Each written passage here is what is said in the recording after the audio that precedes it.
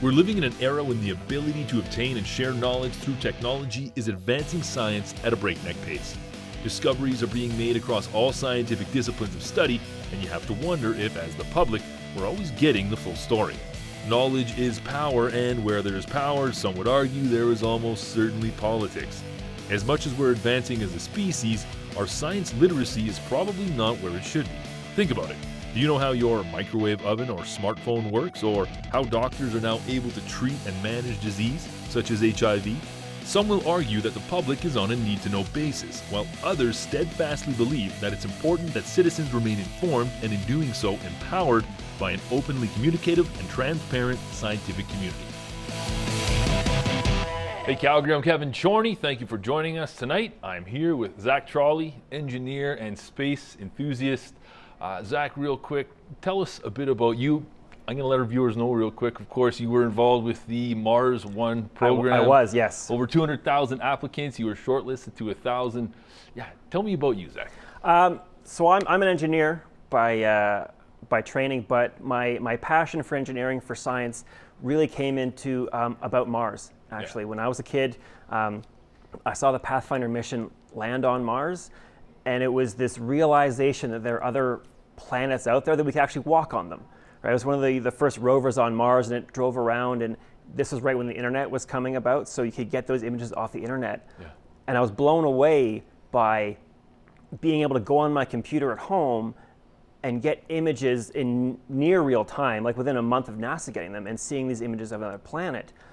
And that just kind of got me thinking, well, how do I get involved in that? Yeah. And it started, I went to SAIT here in Calgary. I did my technician training there. I worked for a bit. I went back to school, got my engineering degree.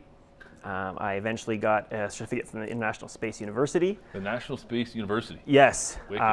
Not many people know about it. A lot of people think it's a fake thing, but it's a real thing. Okay. There's many astronaut alumni that have gone to this school. Cool. And yeah, and I was on the Mars One mission for a time. I'm not anymore. I was cut from the program. Yep. But for a year and a bit of my life, I was planning to travel to Mars one way. So tell me about that then. Mars One was sort of, I guess, a crowd-funded initiative to have humans settle Mars, essentially. Correct. It's not their idea. So, and they're still going on. I mean, I haven't been kept up on what they're doing. Yep. But their plan was getting to Mars is easy. If you ask NASA, relatively speaking, of course. Sure. Yeah. If you ask NASA or some of the other space agencies, could we get to Mars? And they said, yeah, we could get there, but we can't get you back. We don't have rocket landing pads on Mars. We don't have refueling stations. We don't have McDonald's on Mars to feed people while they were there. Yeah. So to circumvent that, some people have said, well, why don't you just not come back and figure out how to live there? Probably a pragmatic approach, right? Right. Day one, just we're going there straight off. It's kind of the colonist idea of traveling across the ocean. We'll take apart our boat to build our shelters kind of idea. That's right. Yeah. Yeah. So in about 2011, they floated this idea. Let's give it a shot. Let's put it together and see what it would take. Yeah. And they put out the application to the world to say who wants to go on this trip. Because that trip is a lot different than an astronaut, right? You think of astronaut, you think of the right stuff. You think of the Apollo astronauts, the fighter pilot jocks, that John Wayne space kind of cowboy kind of thing. Yep. That's the exact opposite people that you want in a village. If you think of a village council trying to get along and get things done and voting on things, you don't want everyone being the alpha type personality. Exactly. Yeah, right. So they went out and they said, we need, to use the settler analogy, we need blacksmiths, we need farmers, we need merchants, we need village people to do this. So they made out the call. 200,000 people put their name in. They cut that number to 1,058 people, which I was one of them. Wow. Which is very surprising. Wow. Yeah. I mean, congratulations. I know it didn't work out, but that's incredible. When I got that email, it was a really intense experience. Yeah. And they lowered that number down to 786 I believe. Okay. And then now it's down to 100. So I didn't make the cut from 786 to 100, but pretty close. It was a good ride. Next time. Yeah, we'll try for right? next time. So some people are going to hear that and they're going to say, why would you want to go to Mars? I mean, isn't that a suicide mission? But it's not, though, is it? I mean, we're all going to die. But Yeah, you're going to Mars to live. I get that a lot. And it's very interesting to me because I used to be in the military. And no one ever came to me when I joined the military and said, that's a suicide mission. Right. And, obviously the military, and you think of, police, EMS, any of that, those are dangerous professions. People know there's inherent risk in that. Yeah. And so I was very taken aback when people would say this is a suicide mission. Because to me, this is a dream of mine. Mm-hmm. This is like a passion fulfilled. This is the most amazing thing that I could think of. Yeah. So it was very confusing to me. And I've been trying to explain to people that exactly what you said, this is living. This isn't suicide. This is pushing a frontier. I'm going to go there. I'm going to live as long as I possibly can. It's going to be on Mars. Yeah. But I am going to try and live and explore and do everything. As if the fact that you weren't coming home somehow meant your life was over. I don't subscribe to it myself. Yeah, it's easy to do when you think of someone who's ever left their hometown, right? Yeah. They live in a prairie town somewhere, and their whole world is that town. Humans think of Earth as their home. Obviously, that's what we do. Yeah. But for the past 15 years or so, there have been people living in space full time. Canadians up there for a year, right? Yeah. So when you say everyone on the planet, you're missing about 6 people. Yeah. So if you want to say every human being, you need to see everyone on the planet plus everyone in the International Space Station. Good point. And that's something that we always forget, that we're doing this right now. People are living and working off the planet Earth right now. But it's not in the common vernacular. People don't talk about it. It's not part of their day-to-day lives. Very true. That's true. Folks, we're going to jump to a quick rant pack break. Stay with us.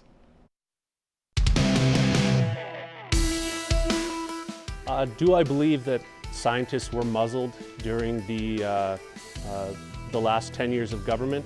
I would say probably. I think that they had to go through communication departments to get their word out, and if people wanted to speak to them, they had to go through those same communications departments. I'm a communications graduate. I know how words can be twisted, how they can align particularly with another ideology or perspective, depending on how you phrase them and how you limit certain words and certain phrases. I don't doubt it at all. When it comes to any government, I won't be surprised if the current one we have right now is also going to maybe monitor things very closely and make sure that things are presented in a balanced or ideological way, depending on how they'd like. So I guess time will tell, and we'll see where it goes. Okay, so you've done talks at universities, schools. I know you're down at the Science Center, Spark, not too long ago, giving a talk as well. Yep. In your opinion, how literate, science-wise, is the public? Not very. Yeah. And I say this with a very, very broad brush. I've met people that have absolutely no scientific background whatsoever. And these are, capable people. These people that I worked with, that in every, got dressed fine and functioned in society. But when you got to some of the details, they had just never considered it. So when they would ask me some questions, I would have a hard time answering it because you require a certain amount of background to answer the questions. Give me an example of a question. So someone would say, how long does it take to get to Mars? And I'd say, well, it takes anywhere from 9 to 6 months, but you only get a window to do that every 2 years because of the alignment of the planets. Sure, okay. And if someone doesn't really understand the alignment of the planets, that kind of throws them for the loop. Well, what do you mean? Yeah. When you launch from Earth to Mars, all the objects are moving. So you actually have to shoot ahead. You have to aim for where Mars will be. Mm-hmm. Mm-hmm. You can do that any time, but if they're out of alignment, then it could take you 12 months to get there. So trying to explain, orbital mechanics in a simple question like that, this is rocket science. Literally rocket science, right? Yeah. So if you don't have a basis for some of these things, it becomes really hard to move on and get into the more interesting topics. Recently in the media, we're hearing talk, if you can believe it, the flat Earth theory. Flat Earth is still somehow, it has a following, which blows my mind. Why won't the flat Earth theory go away? I don't know. Yeah. So there's an interesting story that I tell about people. You know, when a couple thousand years ago, we used to believe that everything rotated around the Earth. Right. The sun rotated around with all the other planets. And the fact of it is, if you looked up at the sky and watched the way the sun moves, if the sun moved around the Earth, or if the Earth moved around the sun, it looks the exact same to us. Yeah, sure. So as the observer, these things look exactly the same. So for the flat Earth people, when you look out and you see the horizon, it's flat, your brain automatically thinks one thing. And we can't be experts in everything. So we need to rely on other people's testimony to put our lives together, right? Yeah, we need to trust that our cars are going to work. We need to trust that the building's not going to fall down. Faith in engineering. Absolutely. Yeah.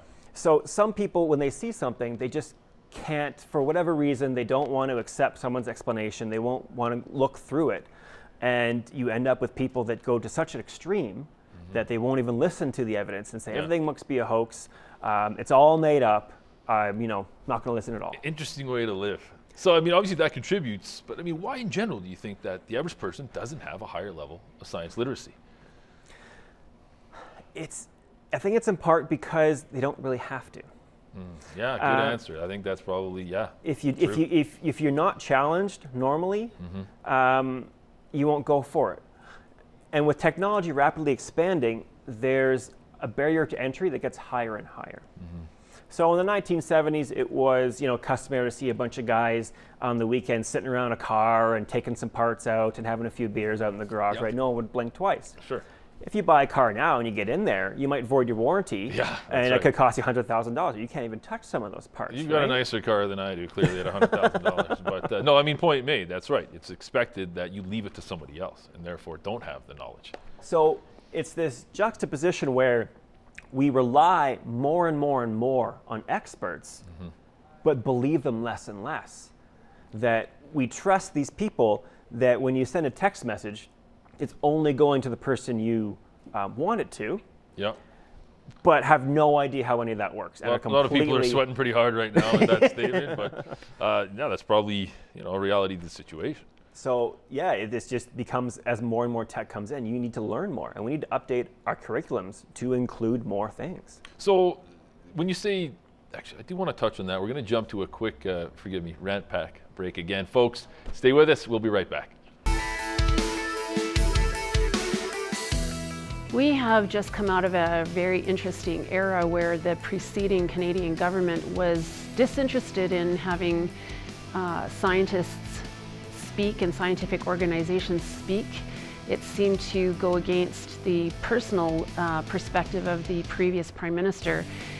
This Prime Minister, being a young fella and a teacher himself, seems to be completely different in his perspective, where from what he's said publicly for the last 2 years, science matters.